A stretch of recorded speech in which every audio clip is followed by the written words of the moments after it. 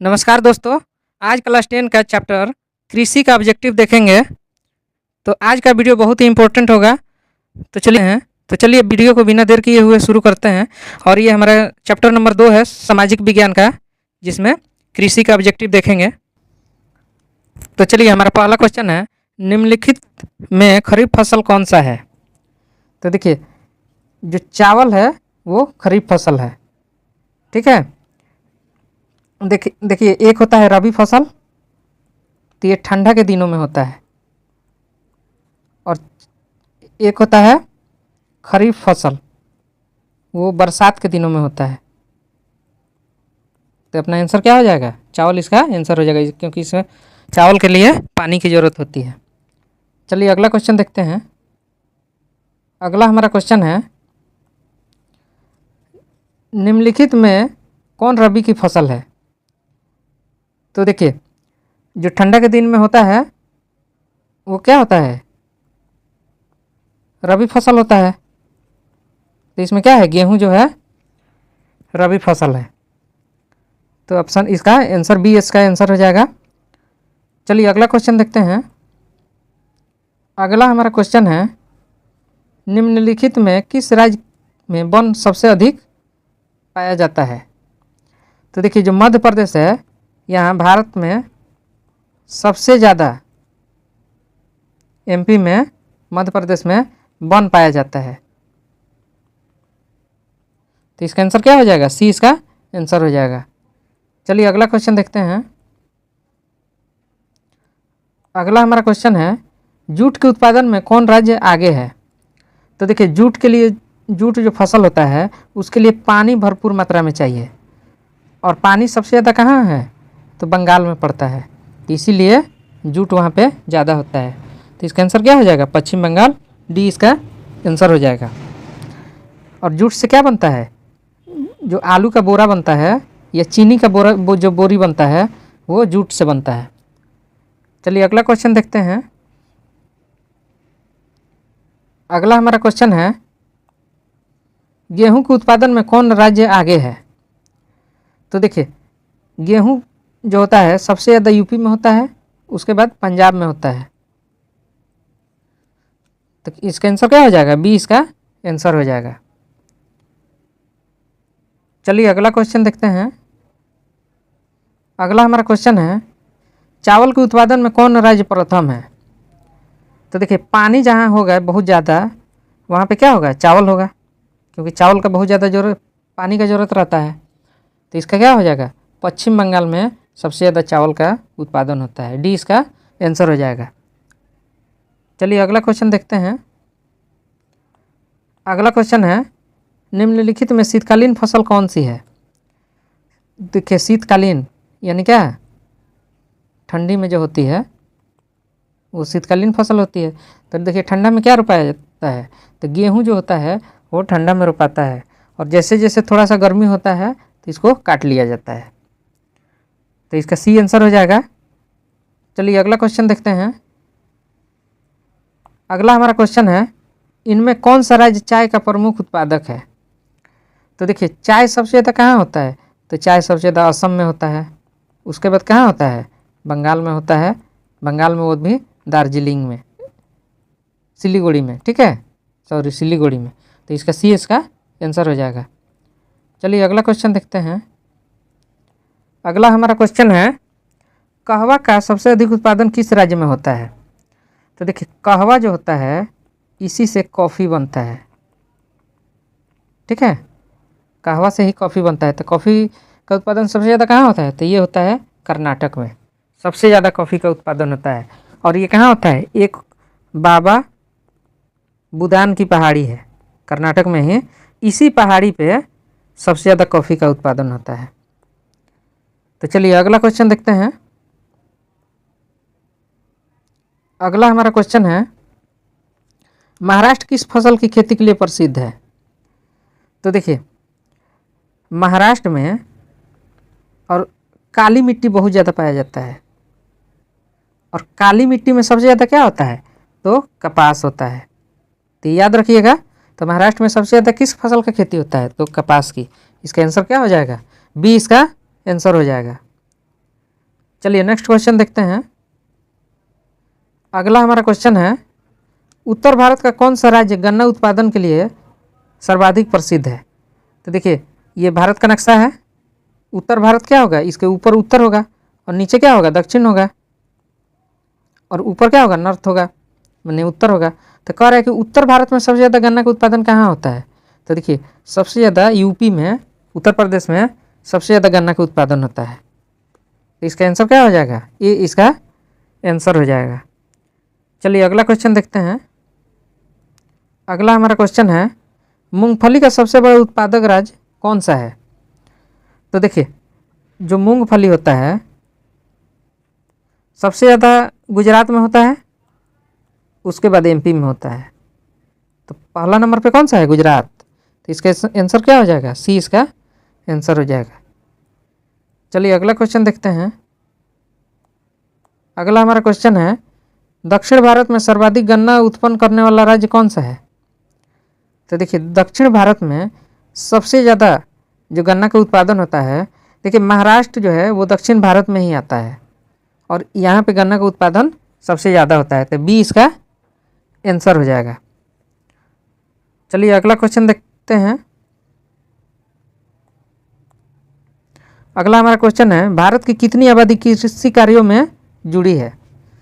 तो देखिए पहले ना 75% कृषि कार्य से लोग जुड़ा हुआ था, लेकिन अब धीरे धीरे कम हो गया है, तब लगभग 49 या 48% तक रह गया है। तो ये कितना हुआ, 2/3 भाग कृषि से जुड़ा हुआ है लोग है अभी भी। तो इसका आंसर क्या हो जाएगा, बी इसका आंसर हो जाएगा।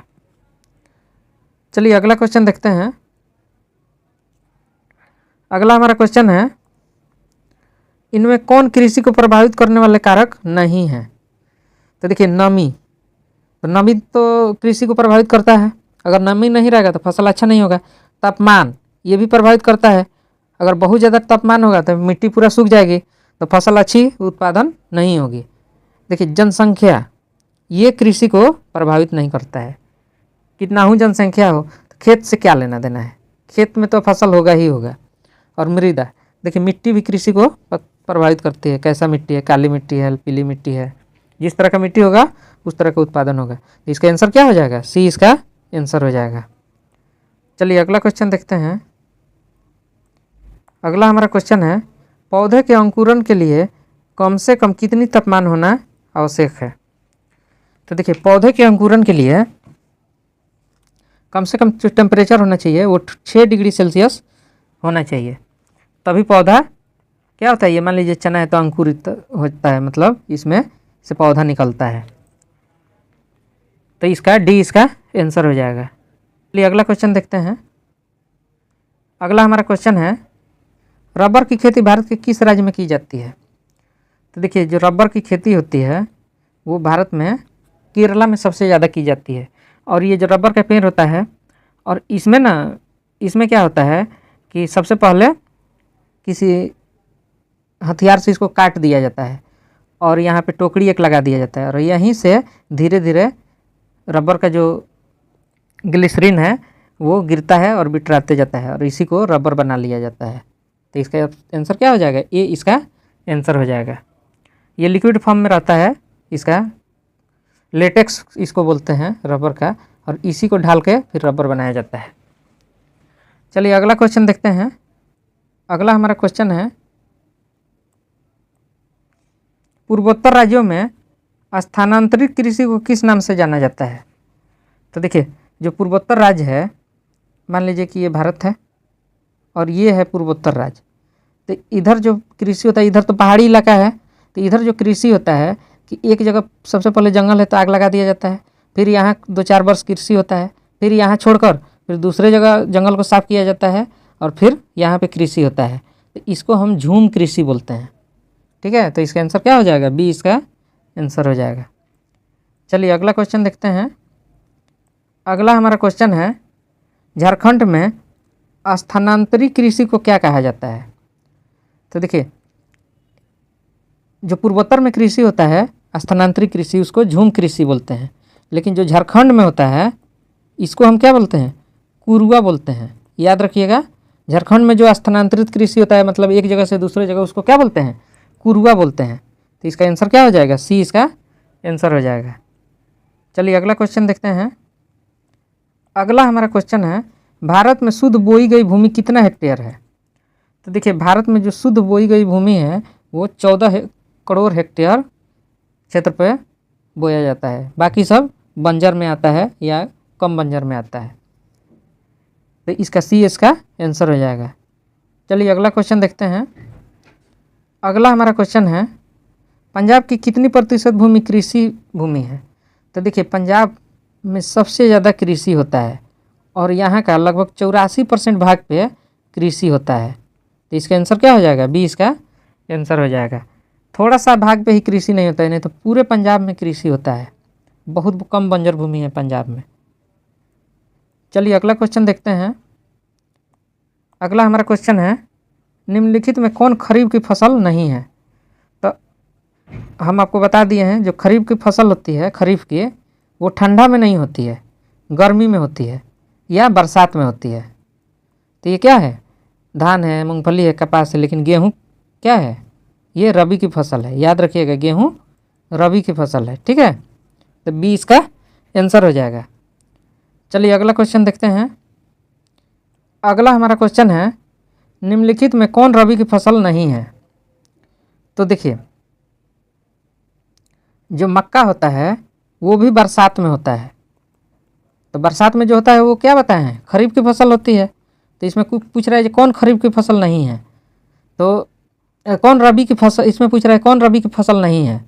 तो गेहूं तो रबी की फसल है, चना भी रबी की फसल है, ठंडा में होता है। सरसों भी आप देखते हैं ठंडा में रोपा जाता है, रबी की फसल है। लेकिन मकई जो है बरसात में रोपा जाता है। तो ये क्या है? इसका आंसर हो जाएगा सी इसका आंसर हो जाएगा।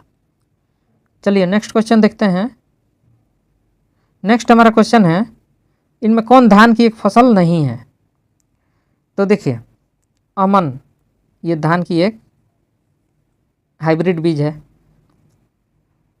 औस ये भी धान की हाइब्रिड बीज है, और बोरो ये भी धान की बीज है।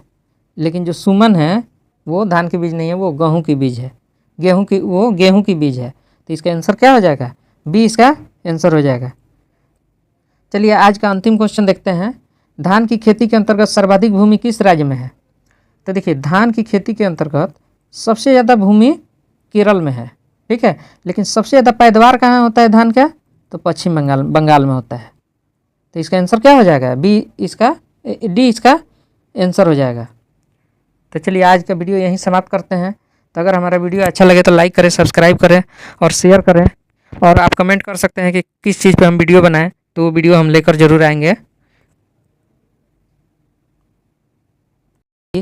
धान की खेती के अंतर्गत सर्वाधिक भूमि किस राज्य में है? तो देखिए धान की खेती के अंतर्गत केरल में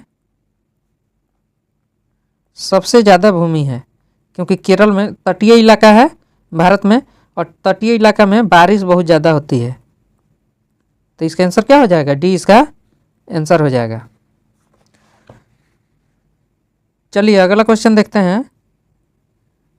अगला हमारा क्वेश्चन है, धान का प्रति हेक्टेयर उत्पादन सबसे अधिक किस राज्य में है?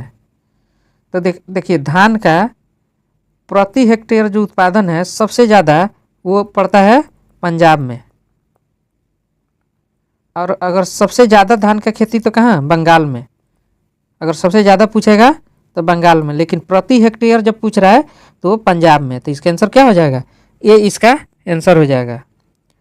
चलिए अगला क्वेश्चन देखते हैं। अगला हमारा क्वेश्चन है,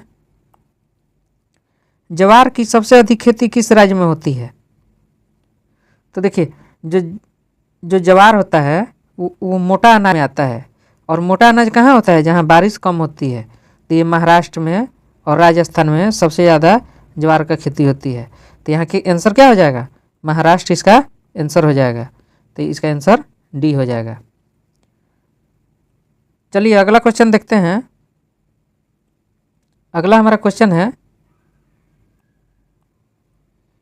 बाजरा का उत्पादन कौन सा राज्य प्रथम है? तो देखिए बाजरा भी हमारा मोटा अनाज है, ये मोटा अनाज में आता है, और इसका सबसे ज़्यादा उत्पादन कौन सा राज्य करता है? तो इसका सबसे ज़्यादा उत्पादन गुजरात करता है। और इसके बाद कौन सा राज्य करता, और उसके बाद कौन सा राज्य उत्पादन करता है? तो वो राजस्थान है। तो गुजरात याद रखना है, 1 नंबर पे है बाजरा के उत्पादन में। चलिए अगला क्वेश्चन देखते हैं। अगला हमारा क्वेश्चन है, इनमें कौन निर्वाहन कृषि की उपज नहीं है? तो देखिए, जो गन्ना है वो निर्वाहन कृषि की उपज नहीं है। निर्वाहन मतलब होता है कि जैसे कि डेली हम घर में यूज करते हैं, तो गन्ना तो हम यूज नहीं करते हैं, ठीक है। तो इसका आंसर क्या हो जाएगा? इसका आंसर हो जाएगा गन्ना, क्योंकि गन्ना जो है वो निर्वाहन में नहीं आता है, वो व्यावसायिक कृषि में आता है। व्यापार के लिए इसका कृषि खेती करते हैं। चलिए अगला क्वेश्चन देखते हैं। अगला हमारा क्वेश्चन है, स्थानांतरित कृषि के अंतर्गत निम्न में से किस फसल का उत्पादन नहीं किया जाता है? तो देखिए, मक्का है, जौ है, केला है, ये स्थानांतरित होता है। मतलब ये आज यहाँ पे लगाए, कल यहाँ पे लगाए, इसको दूसरे जगह भी लगा सकते हैं। लेकिन जो कपास होता है वो सिर्फ काली मिट्टी में ही पाया जाता है। और काली मिट्टी सबसे ज़्यादा कहाँ पाई जाती है? तो महाराष्ट्र में और गुजरात में। तो इसीलिए कपास की खेती जो है सब जगह नहीं हो पाती है। तो स्थानांतरित कृषि का रहा है तो कौन नहीं आता है? तो इसका आंसर ए हो जाएगा, कपास यानी स्थानांतरित कृषि में नहीं आता है। चलिए अगला क्वेश्चन देखते हैं। अगला हमारा क्वेश्चन है, तेलहन का उत्पादन में भारत का विश्व में कौन सा स्थान है? तो देखिए, तेल के जो उत्पादन होता है, तेलहन इसी को बोलते हैं, जिसमें सरसों होता है, राई होता है, सूर्यमुखी होता है, ये सब फसल तेलहन में आता है, जिससे तेल निकाला जाता है। तो इसमें भारत का स्थान विश्व में पहला है। तो इसका आंसर ए हो जाएगा। चलिए अगला क्वेश्चन देखते हैं। अगला हमारा क्वेश्चन है, मूंगफली का सबसे अधिक उत्पादन किस राज्य में होता है? तो देखिए, जो मूंगफली होता है वो भी काली मिट्टी में पाया जाता है। काली मिट्टी में सबसे ज़्यादा उत्पादन होता है।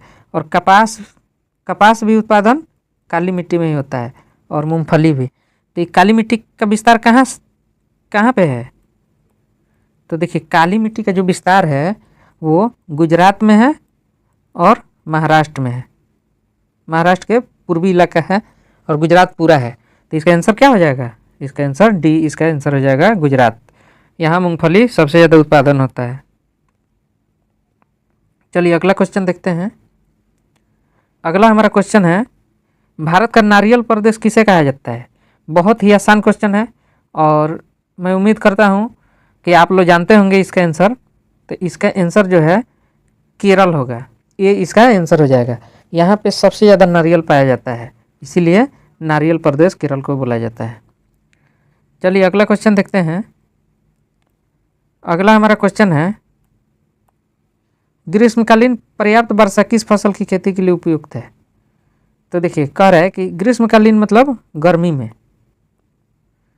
तो ये कह रहा है कि जो गर्मी में जो बारिश होती है वो किस फसल के लिए सबसे ज़्यादा उपयुक्त होती है? तो आप लोग जानते हैं कि धान जो होता है वो सबसे ज़्यादा उपयुक्त होता है।